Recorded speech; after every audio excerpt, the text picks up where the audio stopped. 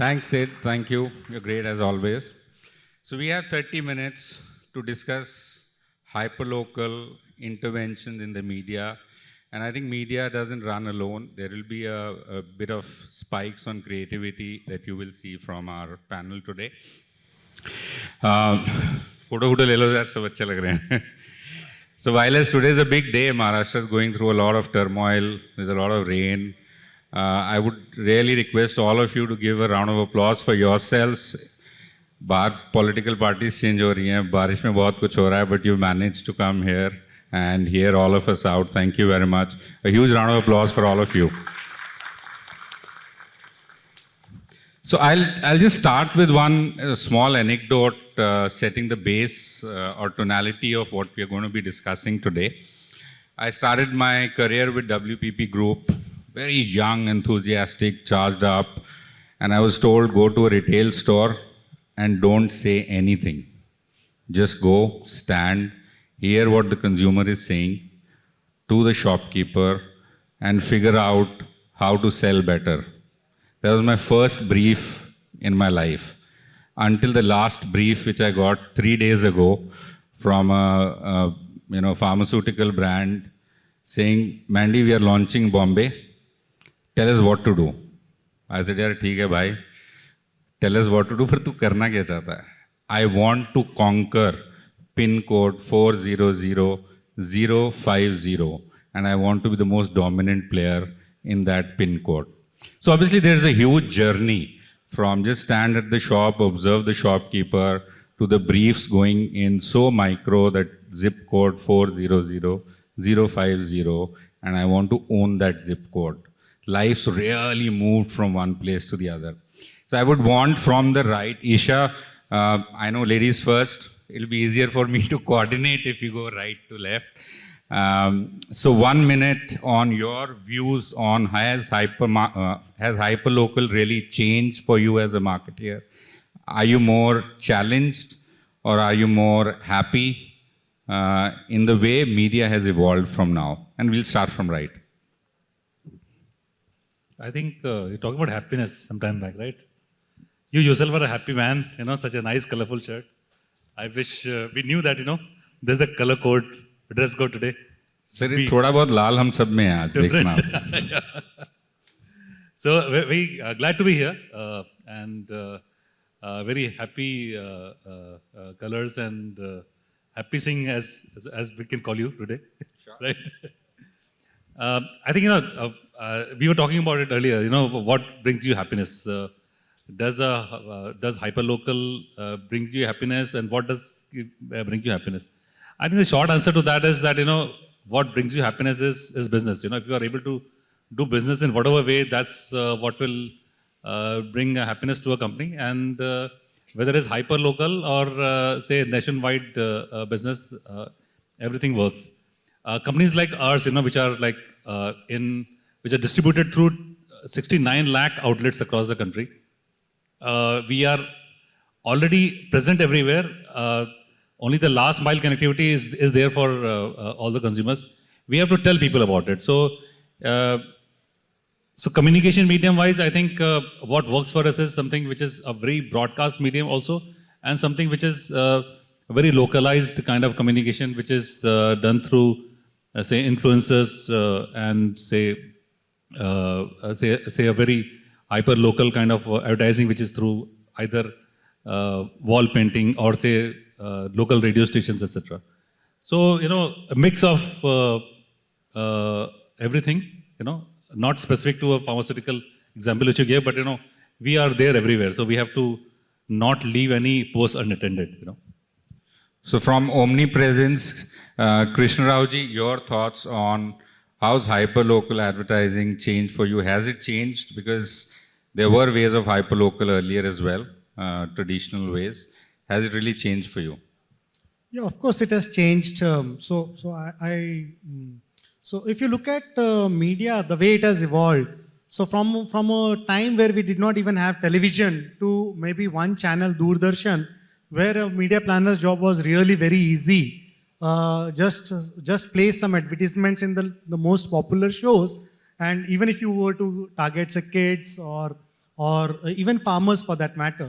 So it was much easier from there to about 1900 odd channels, now digital, and then like you spoke about pin codes, etc. So from where we used to have one Hindi master television commercial to several dubs and several languages, now actually within a limited geography, we are looking at actually doing customized and personalized advertising.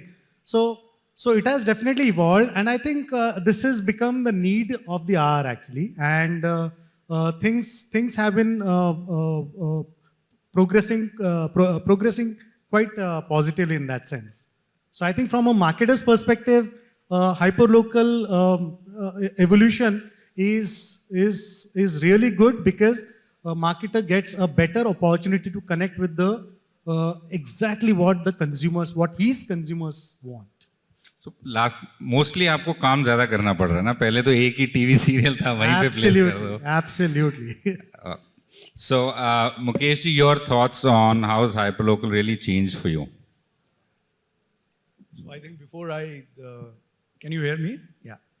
Before I answer your question, Little closer to your. can you hear me? Yeah. Okay. So before I talk about what you asked me, let me talk a little bit about the happiness thing. I don't know whether the happy times or unhappy times, but I think it is a very interesting. And all the marketeers are through an interesting time. And let me tell you one story. I was in a very new, unknown city. I'll give you my mic. Yeah. Always there for you, sir. Dimple ka fan ho gaya hu. Thank you so much, sir. Now, yeah. No, I think there is some problem with the way I am speaking. Okay. So I was in an unknown city, and I was actually looking for an optician, and I was also looking for some medicine. So as most of you, I also Googled, and I asked for, is there any optician near me? Is there any chemist shop which is near me? And immediately I saw a list of opticians and the chemist shop which popped up on the screen. Now there was a review which was given for that particular optician. Also there was a number provided. There was direction as to how I can reach that shop. So everything is provided there.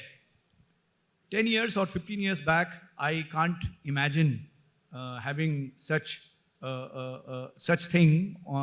If you require in an unknown city, you would not have got all this. I think the essence of hyperlocal is this, that at a pin code level, if you are wanting to have any information, you are actually getting that. So therefore, I am saying it's a very interesting time for all of us as a marketer. We can actually sharply identify our consumers and then sharply, customize our communication for that particular target consumer, and we can actually increase our market share and revenue in that particular role. Now, please repeat the question. So how has life changed for you as a marketer with hyperlocal interventions now? Now, for the industry that I represent, I represent Adani Wilmar, and Adani Wilmar is the market leader in edible oil. Now, edible oil penetration is more than 95% in the country. For us, Fortune is a big brand, and the flagship brand of Adani Wilmar is Fortune, and Fortune is a big brand. This hyper-local thing, which is relevant for a small business like, say, a cafe owner or an optician, or suppose a gym owner, will not be very relevant for a brand like Fortune, because Fortune is, as Rajiv also said, as in case of Dabur, Fortune is also available in almost 40 lakhs outlet, and there the cohort of the consumers can't be a very small pin code level. It has to be big. So therefore, while hyperlocal we are talking, maybe for big brands, hyperlocal may not be as relevant as of today, because we are also trying to learn as to how to bring in this pin code level initiative for big brands. But I think going forward, what is more important is to have a bigger cohort for big brands and then customize your inputs for those brands in that big cohort. Thank you. So the near me concept is here and now. So what for yourself, Ravi at WonderChef has changed, and what are your efforts on hyperlocal communication, if they are? Yeah, thank you, Mandeep. So I'll just take a minute to set a bit of a context. What is my interpretation of hyperlocal? As the CEO of WonderChef, how I look at hyperlocal opportunity. To put it simply, for myself and the audience, I would just break it down into two things: content and the medium through which that content is delivered. I believe both the things are going extremely hyperlocal. There was a time, as was said earlier, that one size fitted all. Today, let me share with you the experience I had yesterday.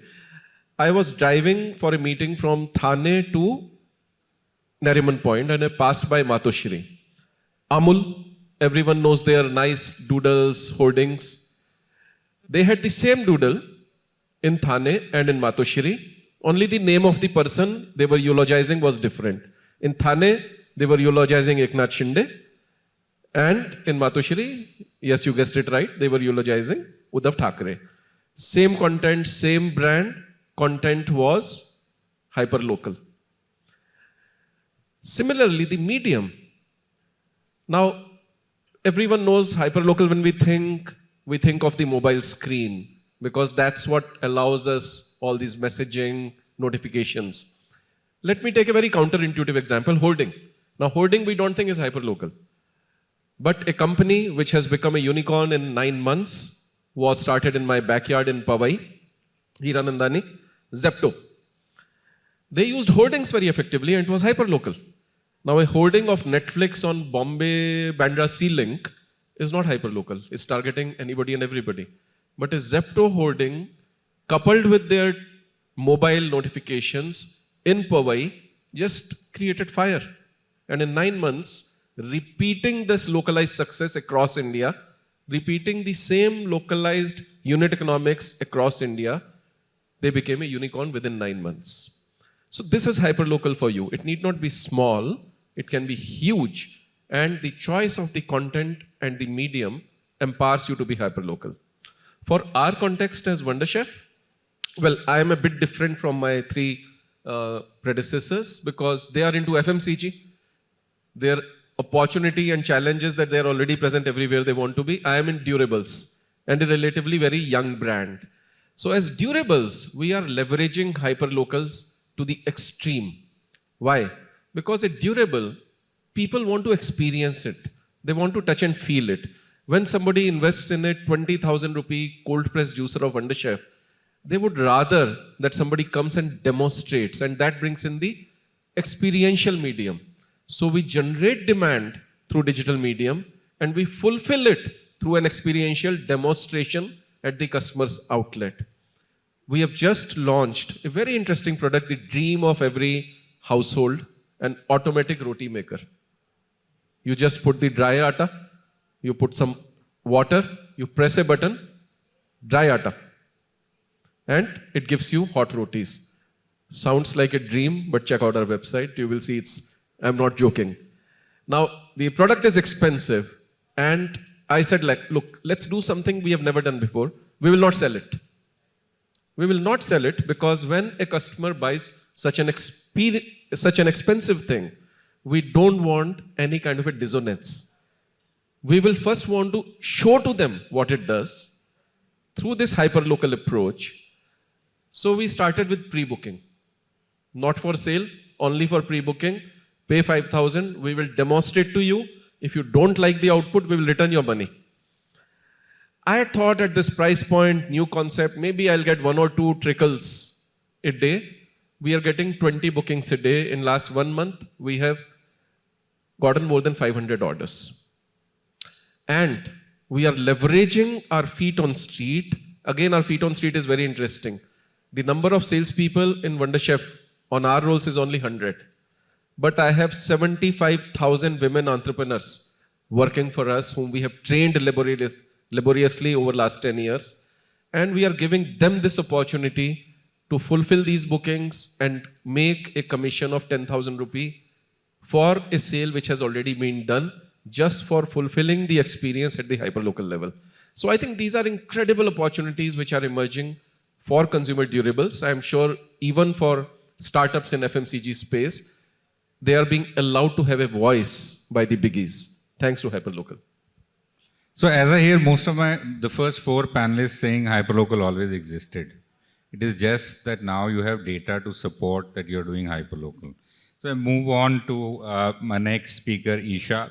Esha, you've been digging a lot in numbers, right? You spend most of your professional life making charts and graphs of whatever data you have collated.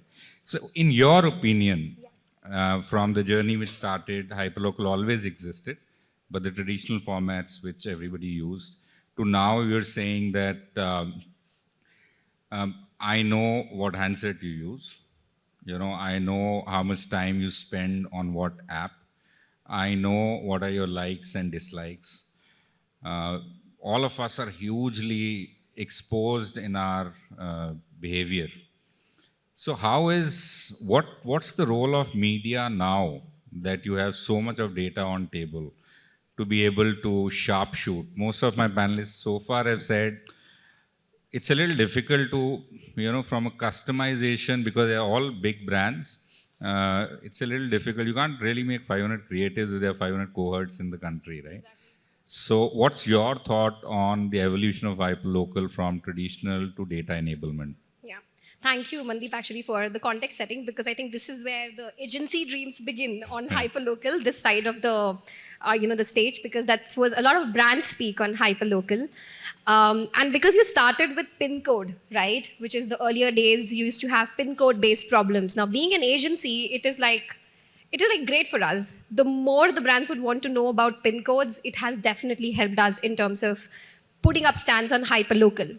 But at a grassroots level, I think for the audience and for us, hyperlocal by its definition means you are serving something very peculiar to a very distinct set, but limited and compacted by a neighborhood.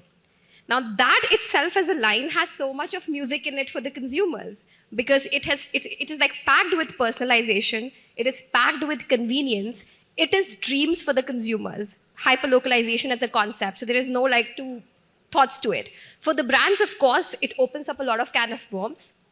From a media perspective, I would say that right from being happy, the conversation that we were having at the speaker's lounge, and I think Mr. Mukesh said about interesting, it is also like interesting times. For media perspective, I would say it's very intelligent times, because data is faster, you can mold, you can fail faster, you can do certain tweaks. Data is cheaper when it comes to hyperlocal.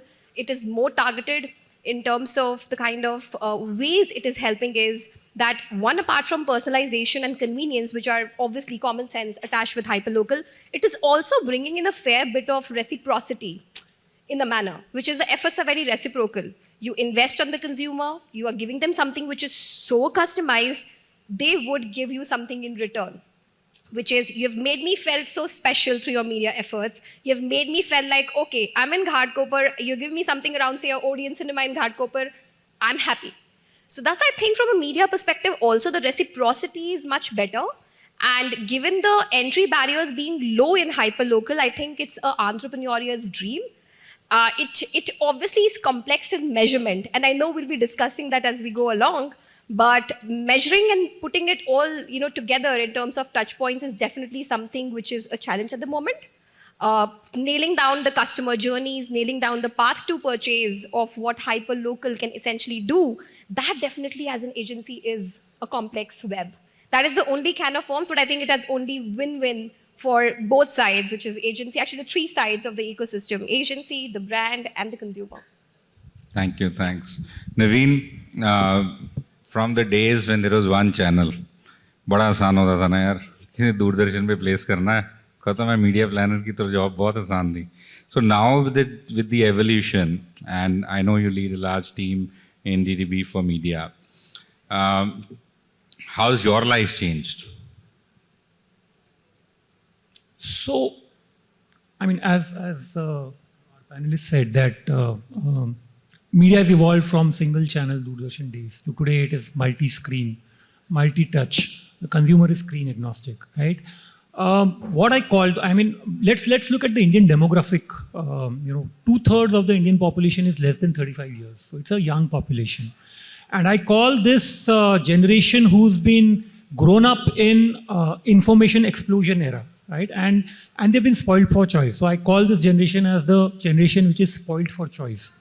Now, what has that led into? They are impatient, they are demanding, they are very, very disloyal. One of the studies said that 47% of the people, when they were asked, which were less than 35 years of age, that would you wait for your preferred brand to be available if it is not available when you're going out to purchase? They said no, we would buy another brand which is of similar quality or which is available at that point in time, right? So they are becoming very, very disloyal. And that's where this hyperlocal, whole economy of hyperlocal has emerged, because they want fast, they want convenient. And this hyperlocal has been enabled by technology, and technology is just not the presence of technology, but a technology which is enabled to meet these consumer demands, right? It's fully integrated. It's enabling to meet these consumer demands. And the second factor, which is making life for media planners not complicated, because media planners love data, but there is data which is connected, which is meaningful, and the rise of analysts who are working day and night to make meaningful inferences out of this data, which can give a competitive advantage, right? So yes, life for a media planner is not as easy as it was, because there are a lot of data crunching which is required and a lot of meaningful inferences which have been required. But what is good about this is that decision making becomes very, very easy. The recommendations which we have to make to our clients is becoming easier. And therefore, you're talking about happiness. Happiness would be an outcome, because if you take a decision and implement, then what the result comes out of it will lead to happiness or sadness, right? But yes, lives are tough, but they are interesting. So largely my panelists are saying happiness is a very relative word. अगर धंधा चल पड़े तो अच्छा है, अगर ना चले तो happiness is not so happy stage. So I have a question for you, and I'll start with you, Navin. Because of hyperlocal media focus, and our screen habits are very different. Connectivity of screens still does not is still not fully penetrated on all screens. So we consume media very differently on mobile, and when we get into the office, you suddenly the dimmer and your attitude to the screen changes. You still are the same consumer. So as a media planner, this confusion of screen change, though the human being hasn't changed, the behavior has changed. How do you sort of capture that, if you do? Or is it that the creative output will die its own death of sameness? Because I behave differently and I use different work tools, because that's the data you're capturing. And when I'm using my mobile at leisure or on travel, my consumption patterns are very different. So do you really go ahead and change comparatively to screens? Now, when we talk about screen shifting, Mandeep, today, again, living to the image of data media planner, again, I'll quote some statistics. It is like 56% of people who consume content on multiple screens. So they consume it on mobile also, on television also, on cinema screen also. Now, your question of how does a person change screen and how is it related to hyperlocal marketing? Now, most of the conversations when we talk about hyperlocal marketing are related to the mobile screen, right? Because it's the near me searches which are going to happen. But what reminds me is a very classic example wherein a big screen has been used very, very effectively for hyperlocal marketing. Manyavar, before it went multiple city, they were using cinema screens so beautifully. Like they were having their ad in every multiplex screen, which was within 1 to 4 kilometers of their showrooms. right? So it's not that behavior changes, therefore the screen loses its importance. Now with technology involving another trend which is emerging is connected TV, right? Now there are data platforms who can sync your connected TV and target the people in that same household on their mobile phones, right? So you can have that brand building, storytelling happening on the connected TV, and within a few days, or for that matter, even within few hours, you can target that same consumer who has watched your brand on television, and you can target him on the mobile screen. So there are ways wherein your big screens and small screens can get synced because the consumer is using multiple screens. So you can integrate your brand building story along with your hyperlocal marketing and leverage the best out of the both. Thanks, thank you. Esha, how can brands / businesses best utilize hyperlocal marketing from a data point of view? So I think that hyperlocal in a media ecosystem, like one would feel that it's almost like shifting what on a remote target basis, like a moving target, right? Neighborhood to neighborhood or within the radius. I think the mechanics could be anything and the routes could be anything. It could be connected screens, as Navin mentioned, or it could be any other, way, the way brands have been talking. But there are 3 mantras, I think, which will stick around when it comes to hyperlocal usage of data. One is that I think intense data studies in terms of understanding gap between the proposed content or the content which is available in the market versus the underserved target groups. What's the gap there? So I think that sort of data is extremely important for the brands to know when going into hyperlocal strategies. The second thing is that when you are using the consumer in a way, right? Because all your strategy is based on what the consumer is liking in a particular neighborhood or in a particular pin code, you need to be open to an equal amount of enthusiastic input from the consumers. So I think that the brands also have to be a little open in terms of receiving that feedback when it comes to hyperlocal. If you're serving it at such a granular level, there would be a revert from the consumer as well. And the last piece I would say is that we talked about national brands, and Navin mentioned about Mandeep as a brand which has taken small and staggered steps from hyperlocality to becoming a national brand. The reason to believe could be any, but brands cannot force hyperlocality. If there is a reason to be hyperlocal, then it makes sense to be hyperlocal. If hyperlocal as a strategy would be used for, say, cost cutting or to have a digital traditional strategy mix, it wouldn't cut it. Because it has to be bottom up. There has to be a need for hyperlocalization for a brand to be even doing that. And thus seeking that sort of data in that effect would help. Thanks, thank you. Ravi, please share with us 3 trends which might entail in future. 75,000 brand ambassadors is unheard of, and kudos to your brand. So what are the 3 trends which might entail in future given the rise of hyperlocal targeting in your opinion, from your brand's perspective? ये out of syllabus नहीं है question? Sir, ये syllabus में रहता है सब चलो कुछ. ठीक, कोशिश करते Just हैं. 3 trends. Just joking. So no, I think there are so many things, so one has to really think of the priority.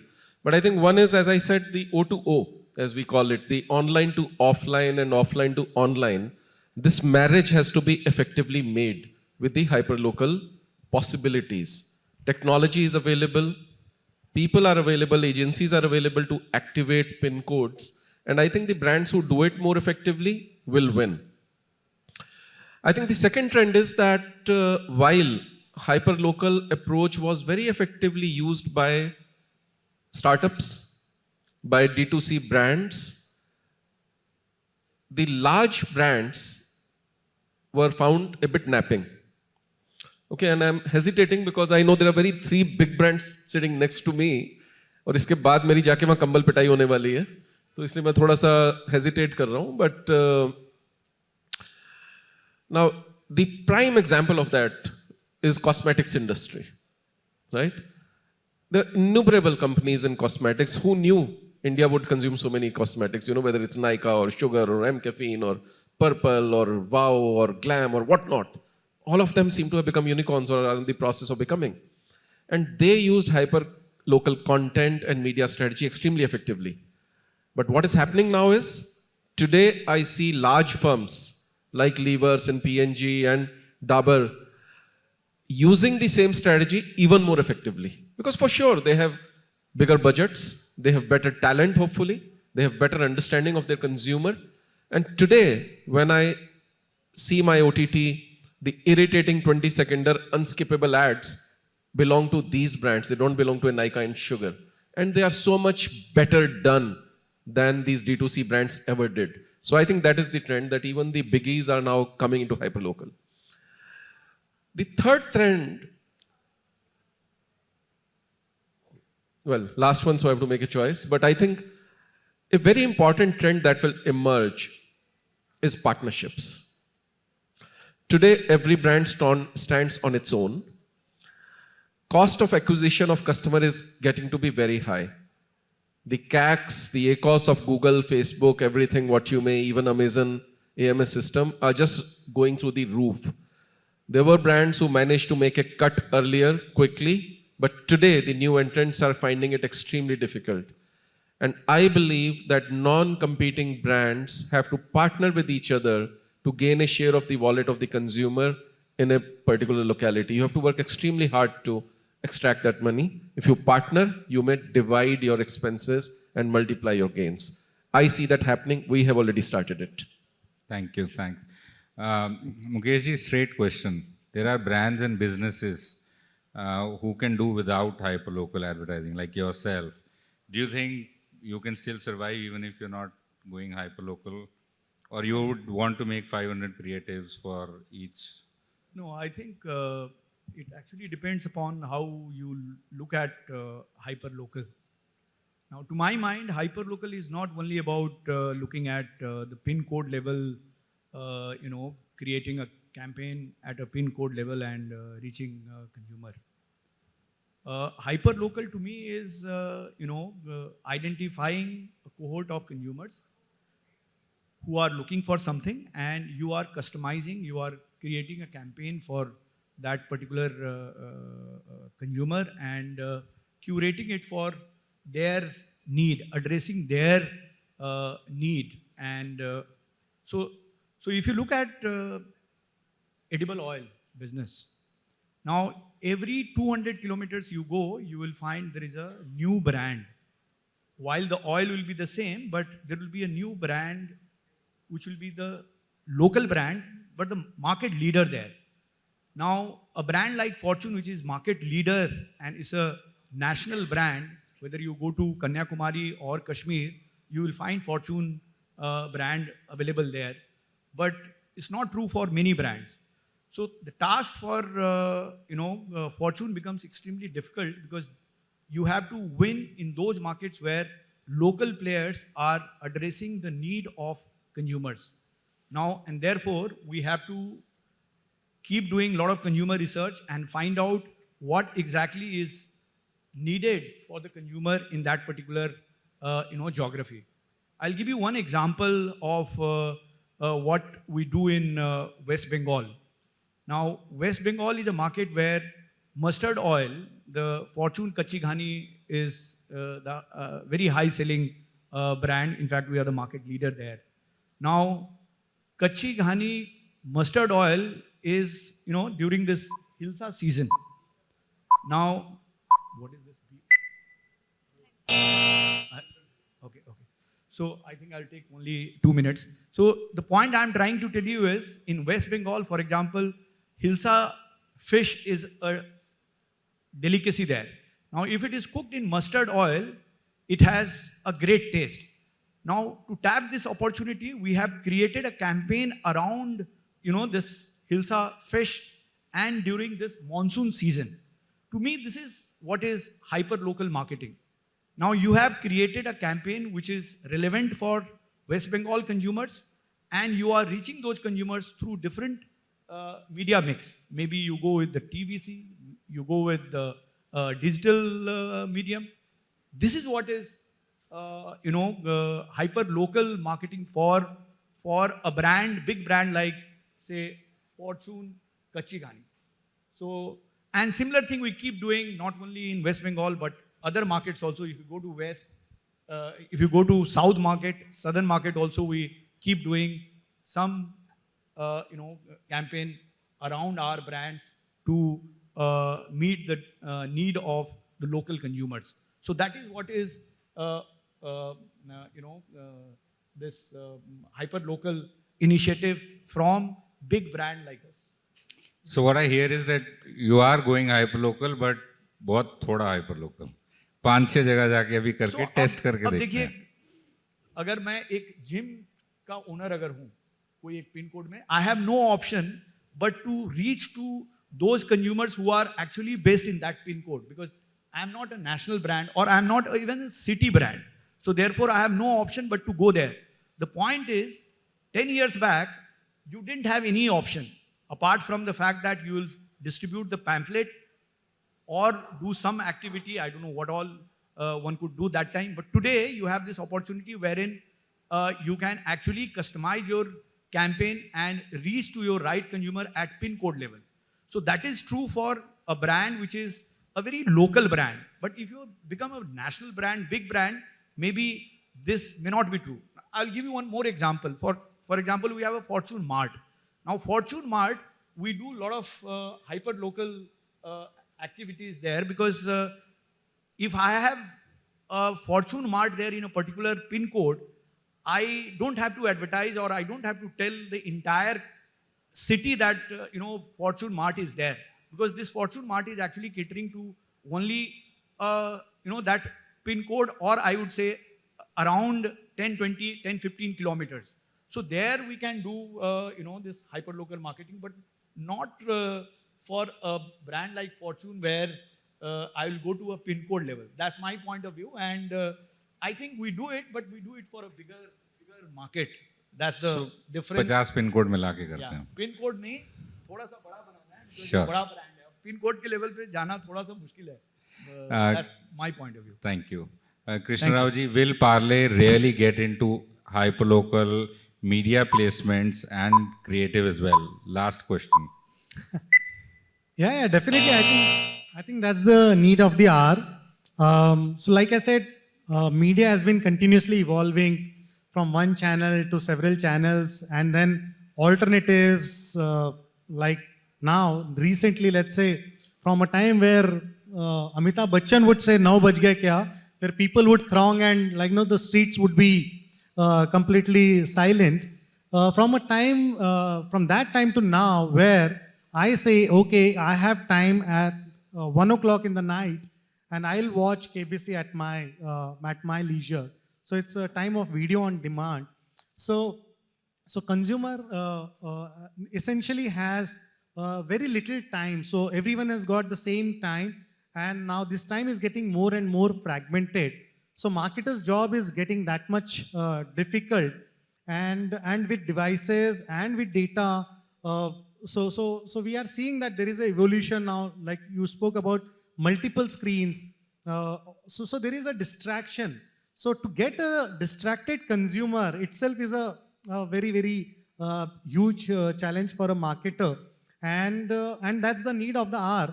But it gives a marketer that much opportunity to personalize, to customize, though it's extremely challenging for mass brands, particularly like Parle.